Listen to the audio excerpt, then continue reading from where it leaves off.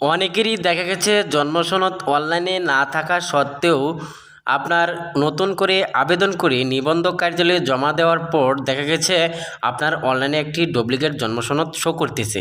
এরকম জন্ম সনদ যদি থাকে সেক্ষেত্রে অনেকেই দেখা গেছে হয়রানির মধ্যে পড়ে।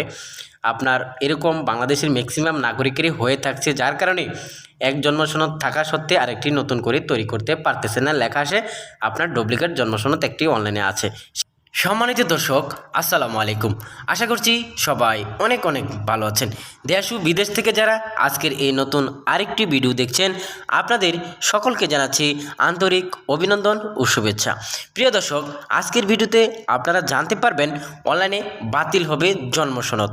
তো কাদের জন্ম সনদ অনলাইনে বাতিল হবে এবং কাদের জন্ম সনদ অনলাইনে পাওয়া যাবে সে বিষয়ে আজকের ভিডিওতে জানিয়ে দেওয়ার চেষ্টা করব।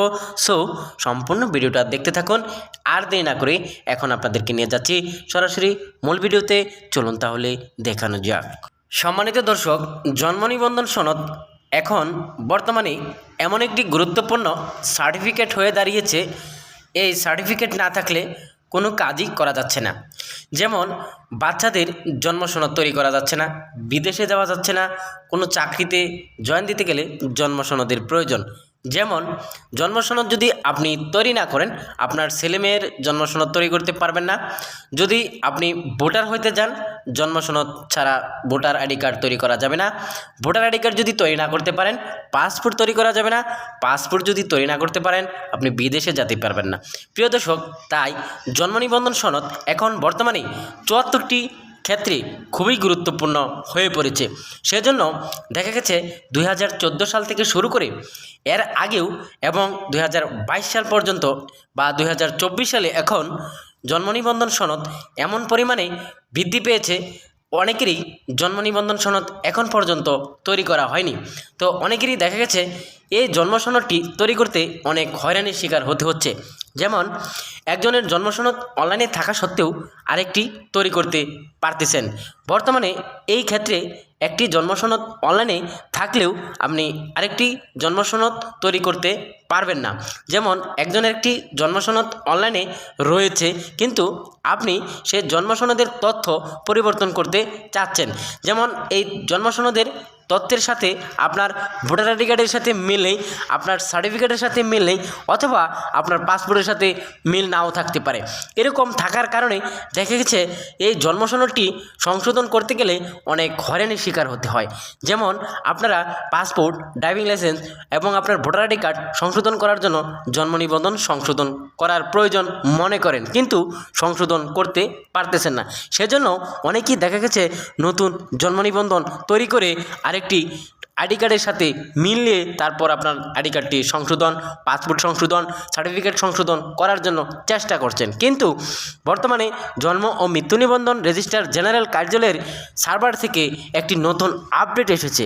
এখন থেকে আপনি চাইলেও এক ব্যক্তির নামে একাধিক বা দুইটি জন্ম সনদ তৈরি করতে পারবেন না। যেমন একটি জন্ম সনদে আপনার নাম রয়েছে একটি, কিন্তু অন্য নামে আরেকটি জন্ম সনদ তৈরি করে চাচ্ছেন আপনার সার্টিফিকেট সংশোধন করার জন্য। বর্তমানে সার্ভারটি আপডেট হওয়ার কারণে জন্ম ও মৃত্যু নিবন্ধন রেজিস্ট্রার জেনারেল কার্যালয় থেকে একটি নতুন প্রজ্ঞাপন জারি করা হয়েছে। সেখানে বলা হয়েছে এখন থেকে আপনারা এক ব্যক্তির নামে এক বা একাধিক জন্ম নিবন্ধন তৈরি করতে পারবেন না। যদি দেখা গেছে আপনার নাম এবং আপনার পিতার নাম আপনার মাতার নামের সাথে যদি মিলে যায়, তাহলে অনলাইনে ডুপ্লিকেট জন্ম সনদ শো করবে। সেক্ষেত্রে আপনার যে আগে অনলাইনে জন্ম নিবন্ধন করা ছিল সেটা আপনার শো করবে। তাহলে আপনার আগের জন্ম সনদটি আপনার রেখে দিতে হবে। সেক্ষেত্রে আপনার করণীয় হচ্ছে আগের জন্ম নিবন্ধন সনদ পুনরায় সংশোধন করে আপনার আগের সার্টিফিকেট এবং আপনার ভোটার আইডি কার্ড আপনার পাসপোর্টের সাথে মিল রেখে আপনি সংশোধন করতে পারবেন। কিন্তু একটি জন্ম সনদ অনলাইনে থাকলেও আপনি আরেকটি জন্ম সনদ এক ব্যক্তির নামে একাধিক জন্ম সনদ তৈরি করতে পারবেন না।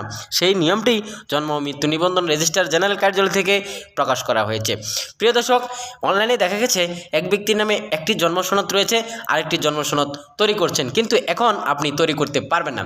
এ বিষয়ে আপনি অনলাইনে যখন একটি আবেদন করে আপনার নিবন্ধক কার্যালয়ে জমা দিবেন, সেক্ষেত্রে আপনার জন্ম তারিখ এবং আপনার অ্যাপ্লিকেশন আইডি নাম্বার দিয়ে যখন সাবমিট করবে, তখন আপনার আগের জন্ম সনদটি শো করবে। লেখা আসবে এই অ্যাপ্লিকেশনটির জন্য নিম্নলিখিত সম্ভাব্য নকল খুঁজে পাওয়া গেছে। আবেদনটি নিবন্ধনের জন্য সংশ্লিষ্ট ইউনিয়নের সাথে যোগাযোগ করুন। প্রিয় দর্শক, বর্তমানে দেখা গেছে সার্ভারটি আপডেট হওয়ার কারণে একজনের নামের সাথে আরেকজনের নাম মিলে গেলে এবং পিতামাতার নামের সাথে যদি মিলে যায়, তাহলে এরকম ডুপ্লিকেট জন্মসনদ অনলাইনে শো করে। কিন্তু এক্ষেত্রে আপনি চাইলে আপনার জন্ম নিবন্ধন যে নম্বরটি রয়েছে 17 সংখ্যার, সেই সংখ্যার নম্বরটি একটি চেঞ্জ করে আপনার জন্ম নিবন্ধন নম্বরটি পুনরায় আপনার নিবন্ধন কার্যালয় থেকে কমপ্লিট করে নিয়ে আসতে পারেন। প্রিয় দর্শক, এখন আপনারা অনেকেই দেখা গেছে একটি জন্মসনদ অনলাইনে থাকলে আরেকটি জন্মসনদ অনলাইনে নতুনভাবে একই নামে করতে পারবেন না, কারণ এখন সার্ভারটি আপডেট হয়েছে। নামে নামে পিতামাতার নামে এবং আপনার ঠিকানাতেও যদি মিলে যায়, তাহলে কিন্তু আপনার অনলাইনে ডুপ্লিকেট জন্মসনদ শো করবে। সেক্ষেত্রে আপনার নতুন জন্মসনদটি আর সাবমিট করতে পারবেন না। এখন আপনাদের এক্ষেত্রে করণীয় হচ্ছে, যে জন্মসনদটি আপনার অনলাইনে রয়েছে সেটা আপনার পুনরায় সংশোধনের জন্য আবেদন করে তারপরে আপনার নিবন্ধক কার্যালয় থেকে করিয়ে নেবেন। তো বর্তমানে অনেকেই দেখা গেছে আমাকে কমেন্টস করেছেন যে ভাইয়া, আমার জন্মসনদ তো অনলাইনে ছিল না, তাও আমি নতুন করে আবেদন করে নিবন্ধক কার্যালয়ে জমা দিয়েছিলাম। তারা বলেছে যে আপনার জন্মসনদ একটি অনলাইনে রয়েছে, সেটা আপনার এখানে শো করতেছে। এরকম ম্যাক্সিমাম নাগরিকের বর্তমানে নিবন্ধক কার্যালয়ে এরকম ডুপ্লিকেট জন্মসনদ ধরা পড়ছে, কারণ একটি নামের সাথে অন্য নামে মিলে গেলে, জন্ম তারিখের সাথে মিলে গেলে, ঠিকানাতে মিলে গেলে, পিতামাতার নামের সাথে মিলে গেলে এরকম কিন্তু হয়ে থাকছে। বর্তমানে আপনাদের এরকম সমস্যা ম্যাক্সিমাম লোকেরই হচ্ছে। প্রিয় দর্শক, আপনারা যারা এখন জন্মসনদ তৈরি করবেন, একটি জন্মসনদ অনলাইনে থাকলে আপনি নতুন করে আরেকটি করতে পারবেন না। সম্পূর্ণ তথ্য আপনার পরিবর্তন করে তারপরে নতুন করে করতে পারবেন।